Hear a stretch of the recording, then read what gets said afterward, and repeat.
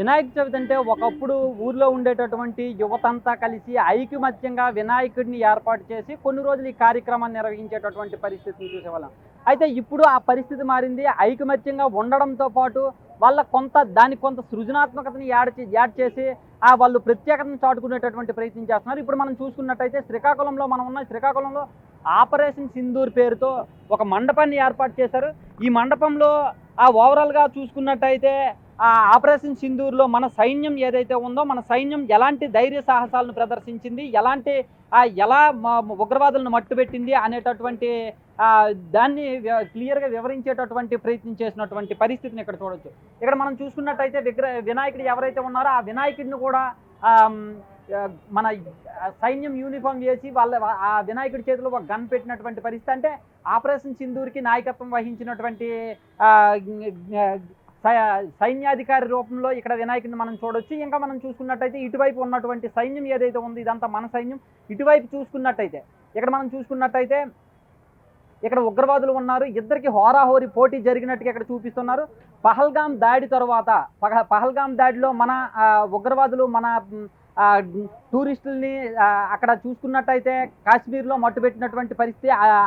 ఇక్కడ మనం చూసుకున్నట్టయితే ఇటువైపు ఎవరైతే ఉన్నారో మన సైన్యాన్ని చూడొచ్చు. ఇంకా ఇటువైపు చూసుకున్నట్టయితే ఉగ్రవాదులను చూడొచ్చు. ఈ ఉగ్రవాదులు ఎవరైతే ఉన్నారో పహల్గాంలో మన టూరిస్టుల పైన దాడి చేసి హత్య చేసినటువంటి పరిస్థితి. ఆ టైంలో మన టూరిస్టులు చాలామంది చనిపోయారు. దానికి ప్రతీకారంగా మన సైన్యం పాక్ ఆక్రమిత కాశ్మీర్ దాటి వెళ్ళి ఉగ్రవాదులపై దాడి చేసి సుమారుగా 100 మంది ఉగ్రవాదులను మట్టుబెట్టినటువంటి పరిస్థితి. ఓవరాల్గా దానికే ఆపరేషన్ సింధూర్ అనేటటువంటి పేరు పెట్టారు. ఈ ఆపరేషన్ సింధూర్లో ఏ విధంగా దాడి చేశారు, ఏ విధంగా ఉగ్రవాదులను మట్టుబెట్టారు, ఉగ్రవాదులకు అసలు భారతదేశం అంటే భయం పుట్టేలాగా ప్రపంచానికే భారతదేశానికి వ్యతిరేకంగా మాట్లాడేటటువంటి ఏ దేశాలైనా సరే భయం కలిగేలాగా ఆ ఆపరేషన్ సింధూర్ అనేది జరిగింది. ఈ ఆపరేషన్ సింధూర్లో కొంతమంది పేర్లు ప్రముఖంగా వినిపించినటువంటి మన పరిస్థితిని కూడా మనం చూసాం. సోఫియా ఖురేషీ మనం చూసుకున్నట్టయితే ఈ సైన్యం ఈ ఆపరేషన్కి నాయకత్వం వహించినటువంటి ఒక లేడీ కర్నల్గా చెప్పుకుంటారు. ఆమె ఈ ఆపరేషన్ ద్వారా ఆమె వెలుగులోకి వచ్చినటువంటి పరిస్థితి. ఇంకా మనకు చూసుకున్నట్టయితే ఇక్కడ మురళీ నాయక్ ఉన్నారు. మురళీ నాయక్ మన తెలుగు సైన్యంలో పనిచేసినటువంటి మురళీ నాయక్ ఈయన కూడా ఆపరేషన్ సింధూర్లో పనిచేశారు. ఆపరేషన్ సింధూర్ తర్వాత పాక్ ఆక్రమిత కాశ్మీర్లో జరిగినటువంటి ఉగ్రవాదులకి మన సైన్యానికి జరిగినటువంటి హోరాహోరీ పోరులో ఆయన వీరమరణం పొందినటువంటి వ్యక్తి మురళీ నాయక్. ఇంకా మనం చూసుకున్నట్టయితే అక్కడ వ్యామకో సింగ్ ఆమె కూడా ఆపరేషన్ సింధూర్ తర్వాత ప్రెస్ కాన్ఫరెన్స్ నిర్వహించినటువంటి ఆ కాన్ఫరెన్స్లో ఆమె లీడ్ తీసుకొని ఆపరేషన్ సింధూర్ ఏ విధంగా జరిగిందనేది మన దేశానికి మీడియాకి వివరించినటువంటి పరిస్థితి. ఓవరాల్గా చూసుకున్నట్టయితే ఈ ఆపరేషన్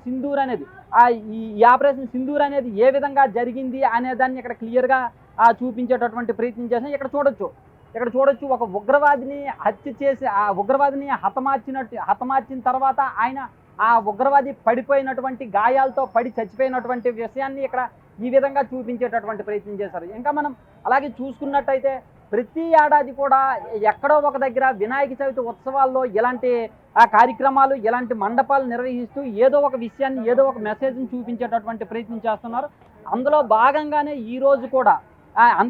ఈ సంవత్సరం కూడా ఆపరేషన్ సింధూర్ పేరుతో ఈ కార్యక్రమాన్ని ఈ మండపాన్ని ఏర్పాటు చేసి ఆపరేషన్ సింధూర్లో మన సైన్యం ఏ విధంగా విజయం సాధించింది, ఉగ్రవాదులను ఏ విధంగా మట్టుబెట్టింది, ఉగ్రవాద దేశాలకు భారత్ అంటే ఏ విధంగా భయం పుట్టేలా చేసింది, ప్రపంచానికి ఉగ్రవాదంని వెనకేసుకుని వస్తున్నటువంటి దేశాలకి భారత్ అంటే వెన్నులో వణుకు పుట్టేలాగా ఏ విధంగా చేసిందో మనం చూసాం.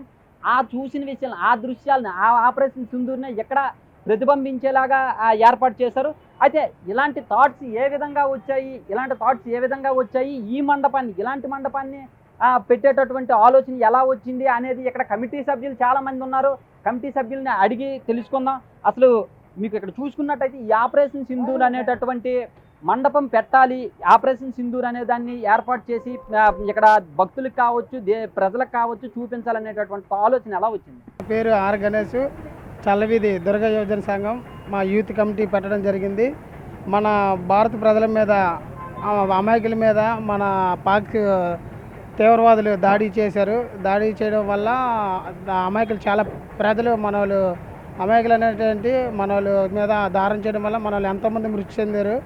అలాగే మన సైన్యంలో ఉంటున్న మన భారత సైన్యంలో ఉంటున్న యూనిఫామ్ వేసుకొని మనల్ని హతమార్చారు. కావున మనోళ్ళు కూడాను ఆపరేషన్ సింధూర్ అని విజయ తిలకాన్ని దిద్దాలని, అలాగే మన ఆర్మీ కమాండర్స్ అందరూ కూడా అలాగే మన తెలుగు మురళీ నాయక్ కూడా ఉన్నారు ఇందులోన ఆపరేషన్లోన. ఆయన కూడా పాల్గొని ఇలాగ ఆపరేషన్ని విజయవంతం చేశారు. అసలు ఈ ఆలోచన అంటే ఇలాంటిది పెట్టాలి, ఇలాంటిది చూపించాలనేటటువంటి ఆలోచన మీకు ఎలా వచ్చింది? ఇంకా తేలగా మేము ఇక్కడ ఆపరేషన్ సింధూర్ కాకుండా మేము గోదావరి పుష్కరాలు బొమ్మ కూడా పెట్టాము. అలాగే డ్రంక్ అండ్ డ్రైవ్ ముఖ్యంగా డ్రంక్ అండ్ డ్రైవ్ బొమ్మ కూడా పెట్టడం జరిగింది.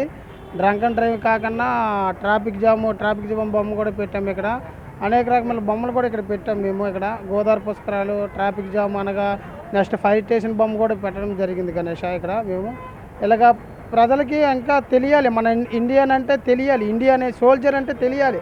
ప్రతి ఒక్క యువతకి ప్రతి ఒక్కరికి తెలియాలి ఇండియా సోల్జర్స్. మనం ఇలా ఉంటున్నామంటే దేశంగా గర్వపడుతున్నామంటే దేశంలో మన కోసం చాలా సైనికులు మన వాళ్ళు మరణిస్తున్నారు. అలాగే చాలా పోరాడుతున్నారు ఆర్మీలోన చాలాగా పోరాడుతున్నారు. అలాగే ఈ చూసుకొని కూడాను మన సరిహద్దుల్లో మన వాళ్ళు ఇంకా సోల్జర్స్ తయారవ్వాలని కోరుకుంటున్నాను. అది ఓవరాల్గా చూసుకున్నట్టయితే ప్రతి ఏడాది కూడా ప్రజలకి ఏదో ఒక రకమైన మెసేజ్ ఇవ్వడం కోసం ఇలాంటి మండపాలను ఏర్పాటు చేసి వినాయక విగ్రహాలను పెడతామని చెప్తున్నారు. అందులో భాగంగానే ఈసారి కూడా ఆపరేషన్ సింధూర్ అనేటటువంటి కార్యక్రమాన్ని పూర్తిగా వివరించేటటువంటి ప్రయత్నం చేశామని చెప్తున్నారు. ఇది ప్రజలకు వివరించడంతో పాటు సైన్యం మీద మాకున్నటువంటి అభిమానాన్ని మేము చూపించుకునేటటువంటి ప్రయత్నం చేసాం. ఇలా సైన్యం ఎలాంటి కష్టాలు పడుతుంది, ఆ సరిహద్దుల్లో ఉండి ఎలాంటి కష్టాలు పడుతుంది, దేశాన్ని ఏ విధంగా రక్షిస్తుంది, అవసరమైతే వాళ్ళ ప్రాణాలను కూడా కోల్పోయి ఈ మనందరినీ రక్షిస్తుంది. కాబట్టి కాస్త అయినా సరే వాళ్ళ మీద అభిమానం చాటుకునేటటువంటి ప్రయత్నం చేసాం. ఇలాంటి వాటిని చూసి మరికొంతమంది సైన్యంలోకి వెళ్ళి దేశ సేవ చేయాలి అనేటటువంటి కోరికలో భాగంగానే దీన్ని ఏర్పాటు చేశామని చెప్పి ఇక్కడ కమిటీ సభ్యులు చెప్తున్నారు. కెమెరామెన్ నాగరాజుతో సన్ముఖ్, బిగ్ టీవీ, శ్రీకాకుళం నుంచి. For more videos like this, subscribe Big TV channel.